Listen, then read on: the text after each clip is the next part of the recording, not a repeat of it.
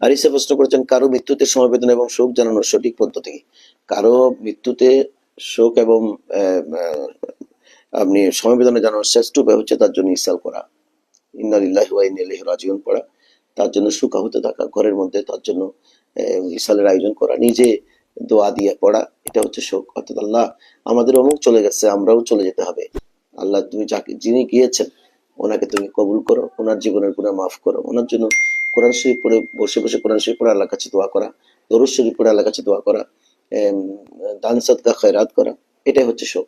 আর 3 দিন পর্যন্ত শোক, এই 3 দিন পর্যন্ত ইসলামের আওয়াজে যে শোক, এখানে ঘরের মেম্বাররা হই হুল্লোড়, খাওয়া দাওয়া, পাক শাক এগুলো নিয়ে ব্যস্ত থাকবেন না, শোকাহতে থাকবেন, ইবাদতে থাকবেন, মরহুমের জন্য দোয়া করবেন। এটাই হচ্ছে মুসলমানদের জন্য ইসাল করার নিয়ম। আমরা এখন শোক প্রকাশ করি কিভাবে? রাস্তাঘাটে টায়ার জ্বালাইয়া মানুষকে বের হতে দিই না, এটা বলে শোক প্রকাশ।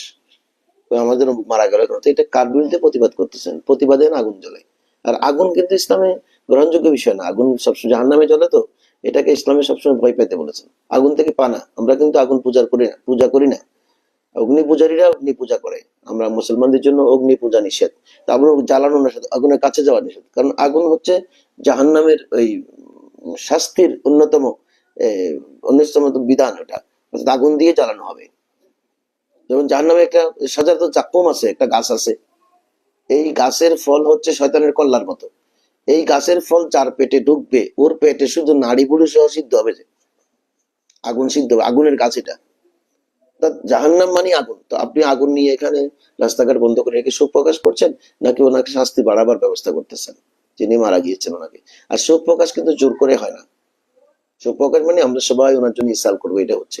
আমরা এখন ব্যানারে ব্যানারে ভরাইয়া দিছি, ব্যানারে ওই যিনি মারা গিয়েছে ওনার ছবি দিয়ে দিছি, ছবিগুলো মানুষ দেখতেছে, আর এটা কত বছর ছবি মজা নিচ্ছে, সব মরহুমের জন্য গুনার উসিলা হচ্ছে। ব্যানার দিলেও কিনা দিলেও অন্তর থেকে আপনি তার জন্য শোক প্রকাশ করেন কিনা সেটা হলো বিষয়। সবচেয়ে বড় বিষয় হচ্ছে যে ওনার জন্য দোয়া করা, যে আল্লাহ তুমি তাকে মাফ করো, তার কৃতকর্মের জন্য, গুণের কর্মের জন্য তাকে তুমি ক্ষমা করো। যেমন আমরা আমাদের সুন্নি জামাতের একজন বড় আলেম কালকে ইন্তেকাল করেছেন, আল্লামা জহুর হক আর মার্কেট জামে মসজিদের দীর্ঘদিনের খতিব আল্লামা নুরুল হক আল কাদেরী রহমতুল্লাহ আলাইহি, বড় বড় ভালো মানুষ ছিলেন। তো ওনার জন্য আসলে সত্যি পরাণ কাঁদে। আমি কালকে, আজকে যদি জুমাবার না হতো আমি অবশ্যই ওনার জানাজা যেতাম, যেহেতু জুমার দায়িত্ব আছে। খুব হাসি মুখে আমাদের সাথে কথা বলতেন, বড় ভালো মানুষ ছিলেন। এই যে চলে গেলেন, ওনার যে বড় ভালো মানুষ ছিলেন, এটা বলছে, এটা হচ্ছে ইসাল এবং শোক। আল্লাহ বলবে যে মৌলানা আনোয়ার হোসেন সাহেব দেখে ওনাকে ভালো মানুষ বলছেন, আল্লাহ তখন মাফ করে দেবে। ওনার ছেলেরাও সবাই কিন্তু সুন্নিদের জন্য নিবেদিত। আশা করি শোক সেভাবেই প্রকাশ করবেন, ওনার জন্য হই হুল্লোড় করবার কোনো সুযোগ নেই। ধন্যবাদ আপনাকে আমাদের সঙ্গে প্রশ্ন করবার জন্য।